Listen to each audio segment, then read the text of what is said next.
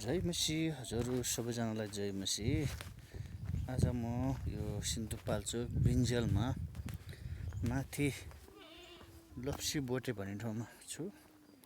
यो ठाउँमा हामी सुसमाचारको लागि आएका थियौँ, सुसमाचार सुनाउन लागि। अनि यो बाटो चाहिँ कोले जान्छ है। अनि यहाँ चाहिँ हाम्रो सम्धिको घर छ, ठ्याक्कै केराको बोटले छेकेको छ। अनि उहाँ चाहिँ हाम्रो टिमहरू हुनुहुन्छ। उहाँ चाहिँ सुसमाचारको लागि मत्ती 28:19लाई पुरा गर्नको लागि प्रभुको महान आज्ञा, महान आदेशलाई मान्नको लागि, प्रभु काम गर्नको लागि हिँड्दै हुनुहुन्छ खेतालाहरू। अनि यता पनि गाउँ छ, यता उता देखेको गाउँ चाहिँ त्यो यतापट्टि चाहिँ बन्द्रबा भन्ने ठाउँ हो।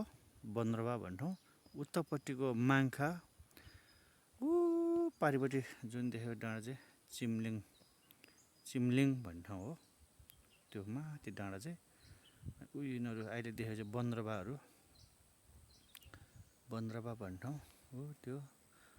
अनि यस्तै छ है हजुर सबैजनालाई देखाउँदैछु।